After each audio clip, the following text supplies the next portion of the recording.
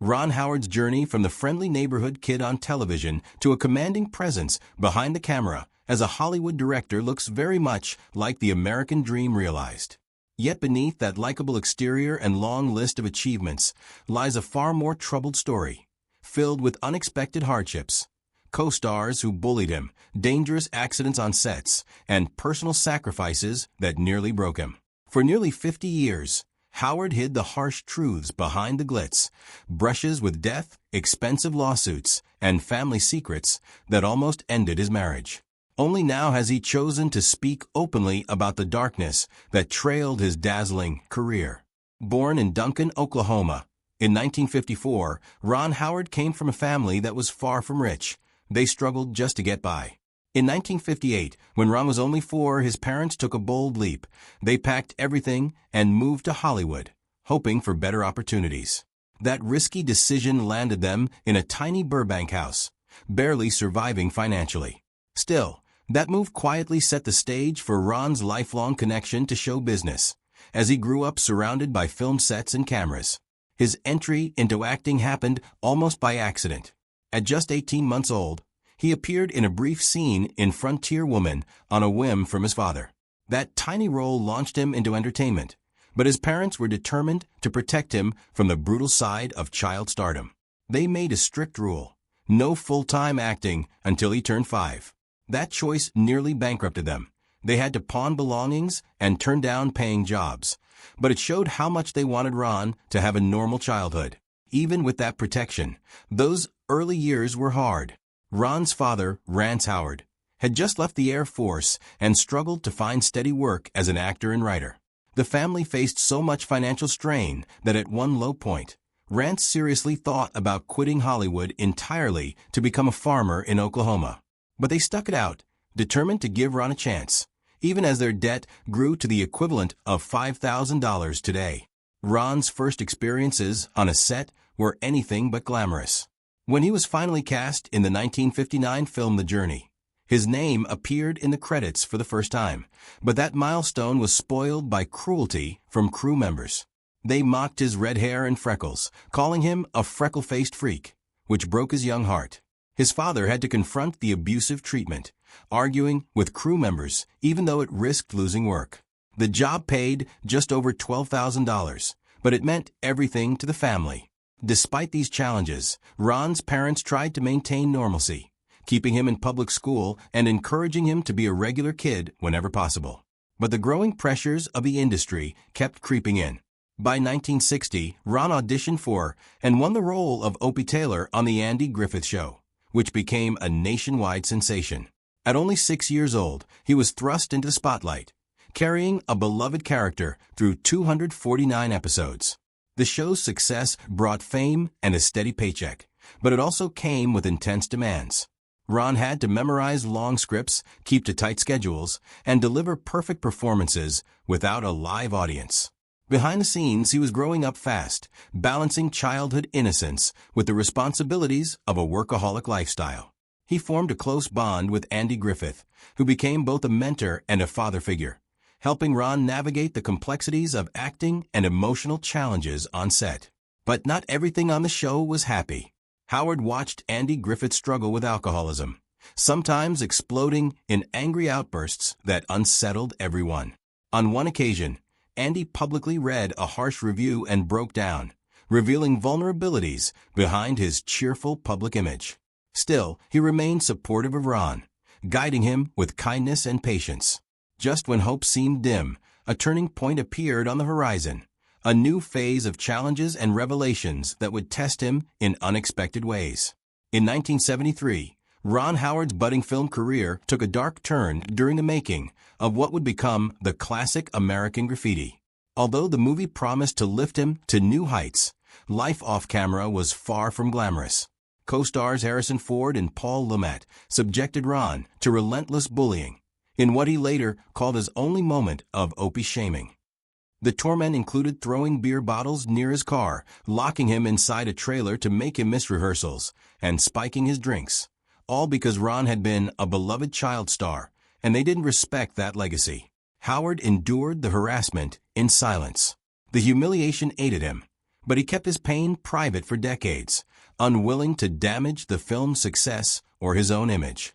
Despite the torment, Ron pushed through, completing his role and earning $10,000 from the film, a modest sum compared to the box office success American Graffiti would later enjoy, grossing over $115 million in the United States alone.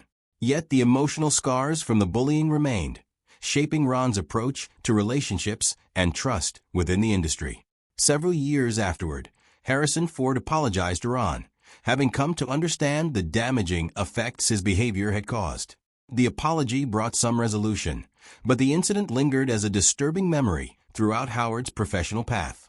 This event profoundly changed Ron's view of Hollywood, leading him to leave acting behind in favor of directing, where he could control his environment. The incident gave him both caution and resilience, qualities that would guide him through his leadership responsibilities on future films. When Ron Howard landed the role of Richie Cunningham on Happy Days in 1974, it seemed like a fresh start. The show gave him steady work and a chance to redefine himself after years of struggling to transition from child star to respected actor. The first episode drew 11 million viewers, signaling a bright future. Initially focused on teenage life in 1950s Milwaukee, Happy Days slowly became a cultural phenomenon. By 1976, the show's popularity exploded, largely thanks to Henry Winkler's breakout role as the Fonz. Fonzie's rebellious charisma captured audiences, and ratings soared to 31 million viewers weekly. But this shift brought challenges for Ron. Although he had been the show's lead from the beginning, he now found himself overshadowed both in the public eye and in the producer's plans. ABC executives pushed to rename the series Fonzie's Happy Days to capitalize on Winkler's rising fame. Unwilling to be pushed aside, Ron gave an ultimatum in November 1976. He would quit if the show's title changed. The threat nearly ended the series, but public outrage saved it. More than 10,000 angry letters flooded ABC, demanding that the show keep its original name. The network gave in, preserving Happy Days as the title and Ron Howard's place as its leading star. Yet beneath that victory, tension simmered. The rise of Fonzie had changed the dynamics on set, setting the stage for jealousy and resentment. Even as the show pulled in $50 million a year by 1977, the cast struggled with issues over screen time, pay differences, and favoritism. Ron earned $25,000 per episode, roughly one-third of Henry Winkler's $75,000. Anson Williams, who played Potsy, made even less, half of Ron's salary. These inequities created friction that grew over time. In 2012, Anson Williams and other former cast members sued CBS over unpaid royalties from Happy Days merchandise. Although Ron wasn't involved, he later admitted in 2025 that those moments nearly destroyed friendships made during the show's peak. Amid the conflicts, Ron quietly began exploring avenues beyond acting. In early 1975, he directed his first short film, Deed of Daring Do, using a tiny budget and a brief 2-week break.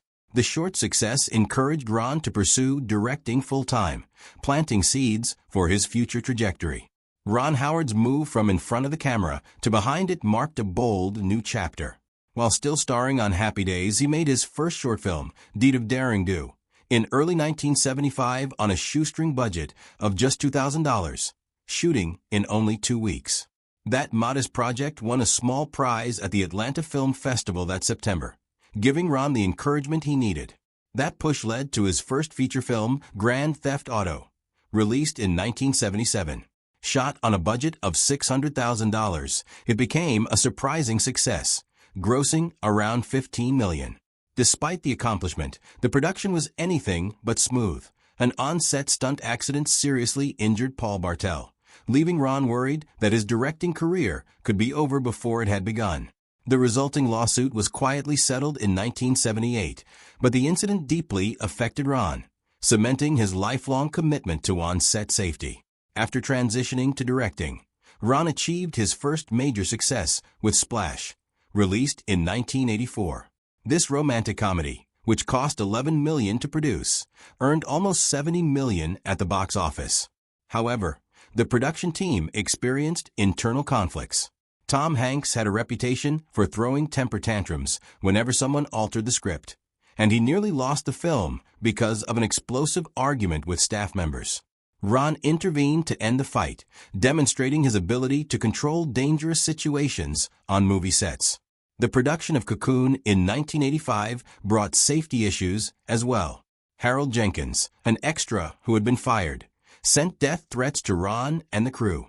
Fox had to spend $150,000 on security services, providing protection throughout the day.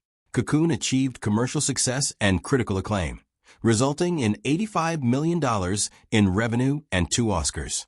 Ron Howard's rise into big-budget filmmaking brought dramatic successes, but also serious challenges. In 1991, while directing the firefighter drama Backdraft, a stunt went horribly wrong.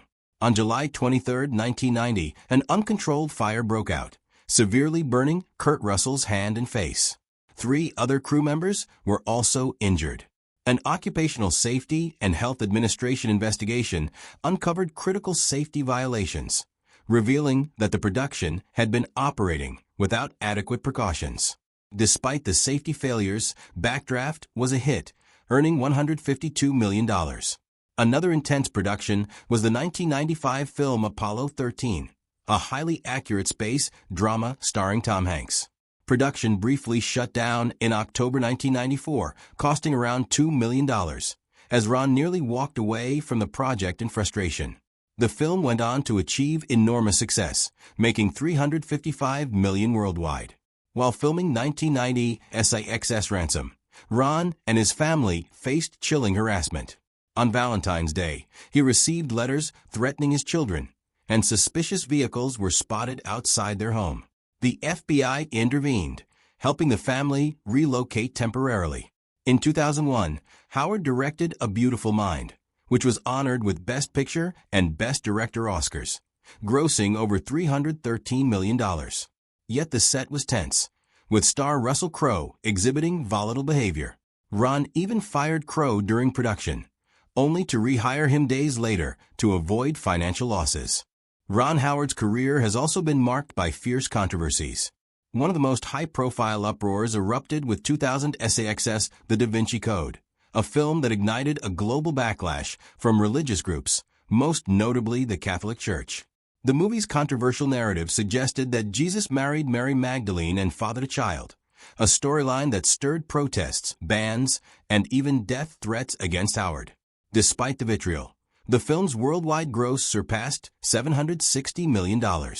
In 2015, his company Imagine Entertainment became embroiled in a serious lawsuit over the 2014 film The Good Lie. 54 Sudanese refugees alleged that their traumatic real-life stories were exploited without fair compensation. The case settled in 2017 through a confidential agreement. The 2018 film Solo, a Star Wars story, brought various problems for Ron Howard. After firing the original directors, Howard took over the project, requiring work on 70% of the film and resulting in budget costs reaching $275 million. The film faced many obstacles, but still managed to earn almost $400 million internationally. Behind the camera, Ron Howard faced profound personal challenges that tested his marriage and family bonds.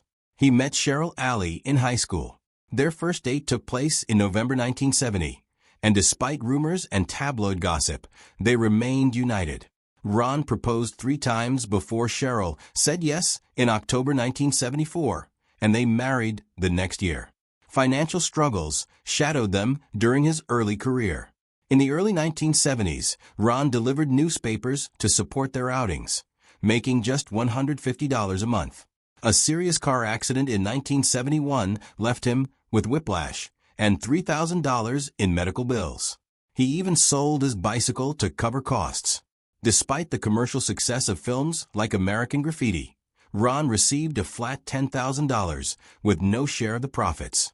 His request for 1% of the box office returns was denied by George Lucas, straining their friendship. Ron's marriage endured challenges, but Cheryl proved to be his faithful partner while they raised 4 children together. Their 2025 Golden Anniversary celebration confirmed their lasting dedication. As Ron's career entered its later stages, new controversies prompted reflection on privilege. In 2025, Ron's daughter, Bryce Dallas Howard, directly confronted discussions around nepotism on a podcast, openly acknowledging the advantages of her lineage.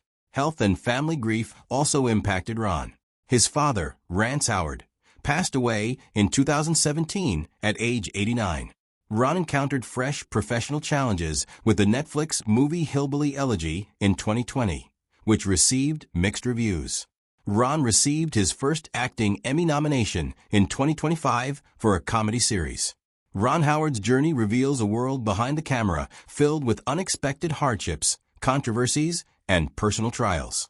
From a troubled childhood to navigating Hollywood's tough realities, his story is one of resilience and growth.